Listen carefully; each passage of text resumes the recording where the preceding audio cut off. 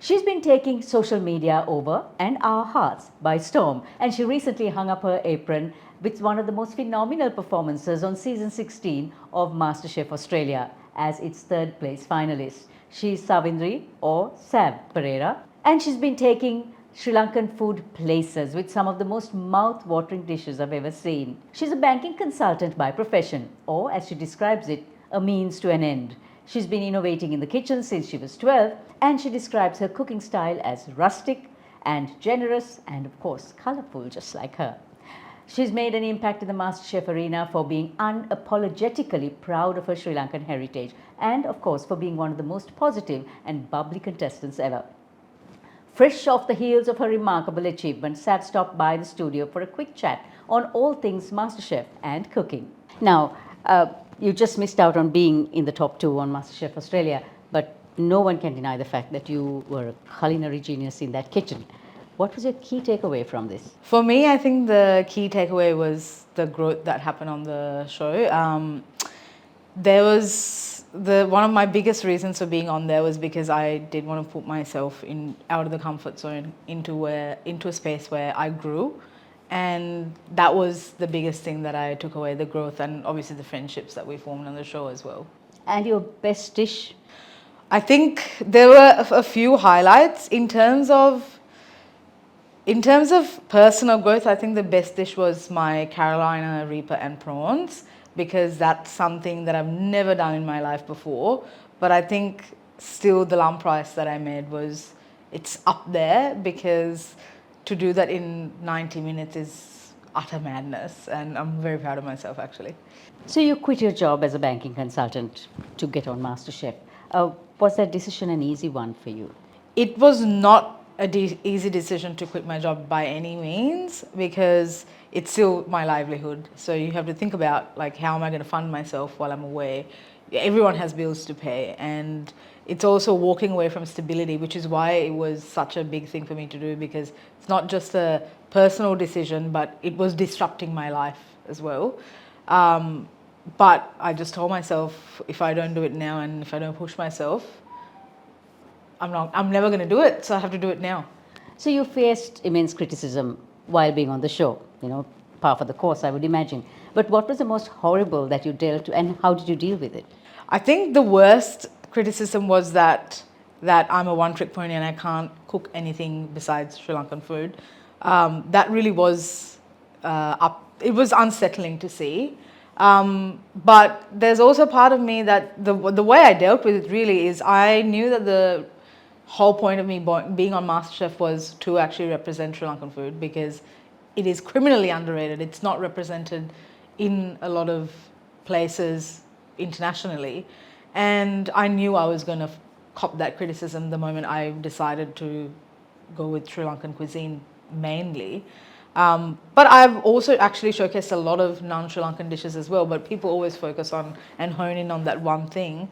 That was a hard pill to swallow, but everyone's going to have something to say. So, people are going to have their opinions, and it is what it is. So what have you learned about yourself while being on MasterChef? I've thought a lot about what I've learned about myself, and I think the biggest thing is that I've learned about the capacity of my own resilience. I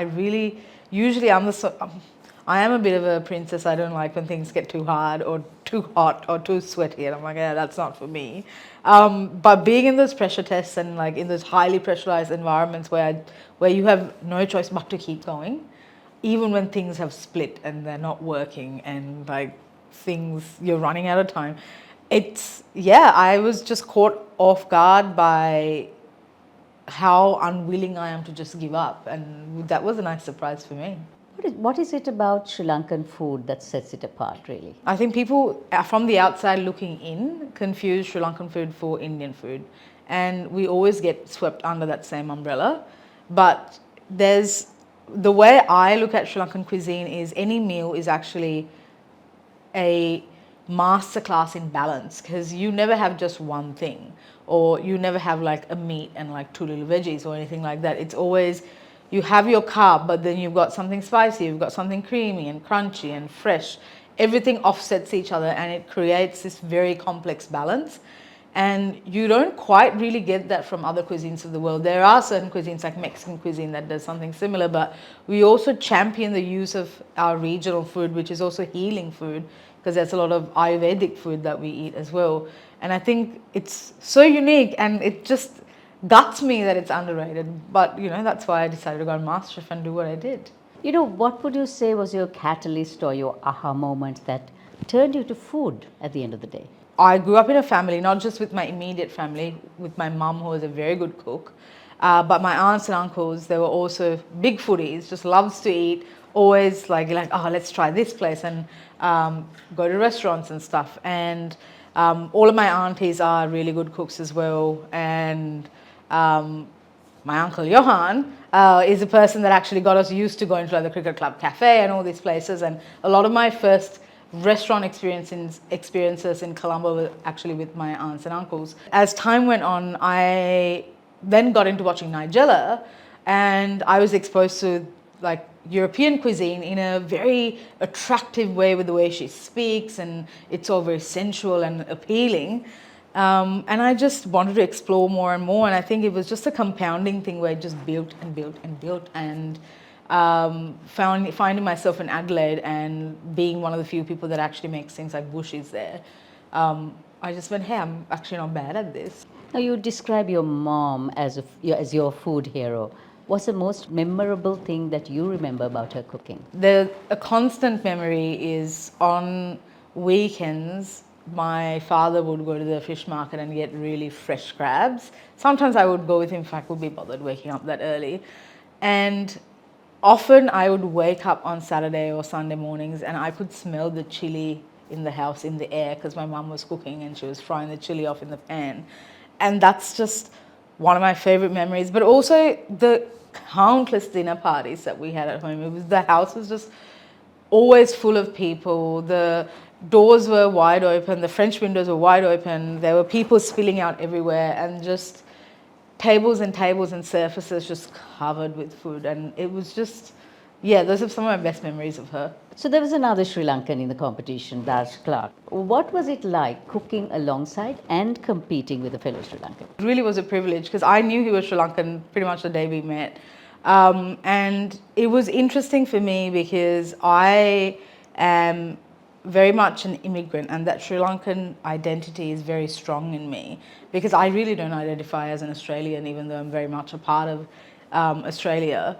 Whereas Dash sees himself as an Australian because he was born there, and because he's a second generation immigrant, he doesn't necessarily have that same influence that I have, but you see it coming through. He's an exceptional dessert maker, and he's making like things influenced by Sri Lankan date cake and love cake, and you see all those little influences come through. And for me, it never really felt like a competition because of how supportive we were towards each other. And I'm so proud of him for going, well, he was top 6, so to go all that way with him, and he's still incredibly supportive. It was actually an honor. Like, I'm really glad that he got to show a different side of Sri Lankan food, which is a dessert side a bit more as well. And I'm really hoping that he gets on MasterChef's Dessert Masters at some point, because I think he will excel. So Sav, you were quite famous on social media with your cooking before MasterChef. What sort of enticed you to put your cooking out there online? For me, it comes back to the point about learning to cook from my mum, and then realizing that Sri Lankan recipes really aren't quantified well.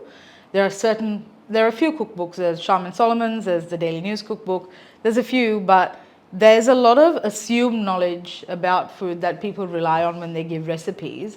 So if you're completely brand spanking new to Sri Lankan food, if you got one of those recipe books, you'll actually be stuck and you won't be ending with the correct result. So I was driven by a motivation to get other people cooking Sri Lankan food as well, because if you're going to have representation, then you need to get people cooking the food as well. So I was driven by that. I started quantifying all of my recipes. So there's a lot of time and love that I put into really narrowing down a lot of things. So like, I actually became popular on social media for my chicken curry, because that was it's one of my prides and joys online. So many people use it, and it's actually, I call it the foolproof, because I have broken it down to the absolute fine detail. Yes, it can be complex, but it's also really rewarding to cook Sri Lankan food. Is there anything, looking back now, is there anything you would have done differently in your cooks? I don't think I would have done anything differently. Even the mistakes that I made, they were instrumental in me being here. And if I had, a more disrupted run, I don't think I would have ended up where I ended up, because I grew, and before I got into the semis, that's when I really sort of hit my stride and started like really honing in on my skills. I wouldn't change a thing. Well, MasterChef is over. What's next for you?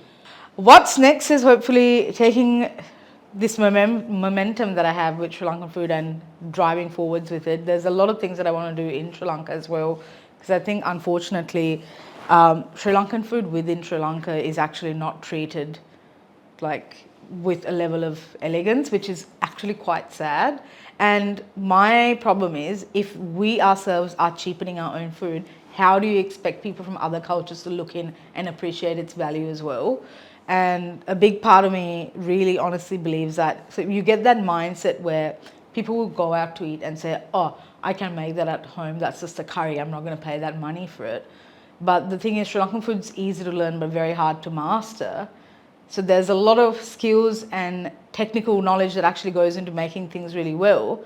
And if you think about it, a lot of that skills and knowledge are within women, like in the common kitchens of Sri Lanka. So you're also devaluing the labor of women, really, when you're saying, oh, I can just do that.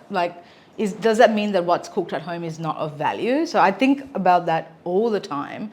And I really want to contribute to that conversation about Sri Lankan food being elevated. It can be a really nice fine dining thing.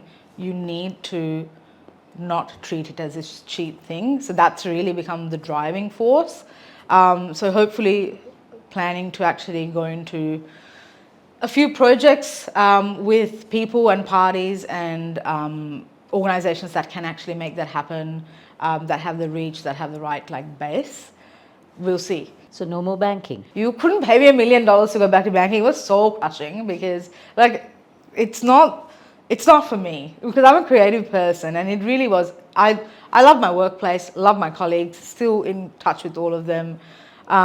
It was just, there was no creative outlet for me, because I was working 9 to 5, but then I was working 5 to 9 running my side business, making all this short hits and all that stuff, and it was 80-hour work weeks for me, which is long. And I just went, well, I need to give up one or the other, because it's not good for me health-wise either, because I'm running myself to the ground. And yeah, I just can't go back to banking. Thank you, Sav. Congratulations once again. Thank you very much. And Thanks here's for to a having me. future of doubling your flavors. Did you know that Kaleidoscope is on YouTube, Facebook, Instagram, and LinkedIn? Remember to subscribe, follow, and like us for more.